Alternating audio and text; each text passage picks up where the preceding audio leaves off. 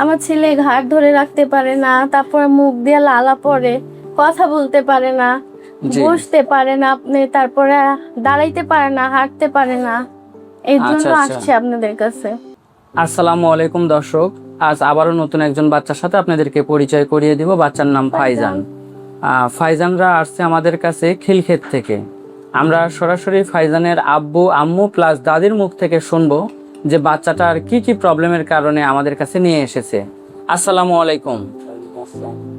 আচ্ছা, আপনার বাচ্চাকে কি কি সমস্যার কারণে আমাদের কাছে নিয়ে এসেছেন? আমার ছেলে ঘাড় ধরে রাখতে পারে না, তারপরে মুখ দিয়ে লালা পড়ে, কথা বলতে পারে না, বসতে পারে না, আপনি তারপরে দাঁড়াইতে পারে না, হাঁটতে পারে না। এই জন্য আসছে আপনাদের কাছে। আচ্ছা, আপনি কি ফাইজানের আব্বু? তো জি বাবা। জি, বলেন তো যে বাচ্চার মা যেগুলো বলছে সেগুলো সব ঠিক আছে?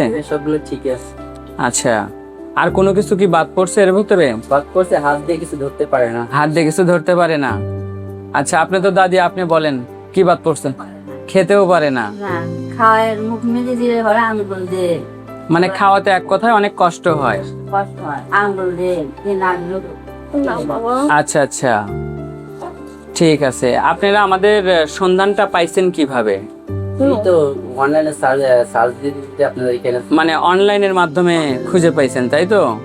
আচ্ছা, তো আমাদের রিভিউ কেমন কি দেখছেন? রিভিউ মোটামুটি মাশাআল্লাহ ভালো আছে, এই জন্য আপনাদের কাছে আসছি। আচ্ছা আচ্ছা, দেখে আসছেন তাই তো, যে অনেকের বাচ্চা সুস্থ হয়েছে তাই?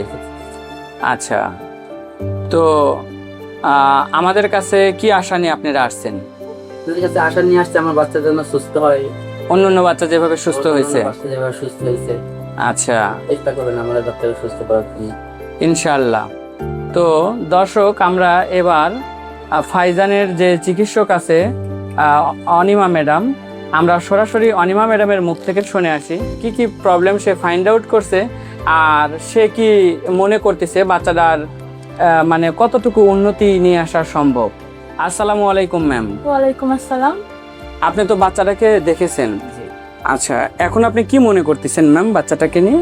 আজকে আমি ওকে একটা সেশন দিয়েছি এবং একটা সেশনে আমি যতটুকু অবজার্ভ করতে পেরেছি, আর মোটামুটি যতটা ওরা বলছে যে ধরে রাখতে পারছে না, এটা আমি আশাবাদী যে এটা আগে আমি কারেকশন করার চেষ্টা করব এবং ভালো একটা সাইন দিচ্ছে। তারপর হচ্ছে ওর বসার ক্ষেত্রে একটু সমস্যা, একটু শক্তিটা একটু কম আছে। তো আমরা ওইটা নিয়মিত স্ট্রেংথেনিং এক্সারসাইজের মাধ্যমে বিভিন্ন এক্সারসাইজ করে আমরা ইনশাল্লাহ আশাবাদী যে আমরা একটা ভিজুয়াল রেজাল্ট আমরা পাবো। যে কোস্টারাল যে কারেকশন গুলো, পায়ের অ্যালাইনমেন্টও কারেকশন করতে হবে, এটাই আমি আজকে ফার্স্ট সেশনে অবজার্ভ করতে পেরেছি। ঠিক আছে, আশাবাদী। ওকে দর্শক, আপনারা সরাসরি ফাইজানের যে চিকিৎসক আছে তার মুখ থেকে শুনে আসলেন যে বাচ্চাটাকে আমাদের কেমন সময়ের মধ্যে আমরা কেমন কি করতে পারবো। তবে আশাবাদী অল্প সময়ের মধ্যে বাচ্চাটার আপনারা ভালো একটা রিভিউ পাবেন। আজকে এই বলেই আমি আমার কথা শেষ করছি। আল্লাহ হাফেজ।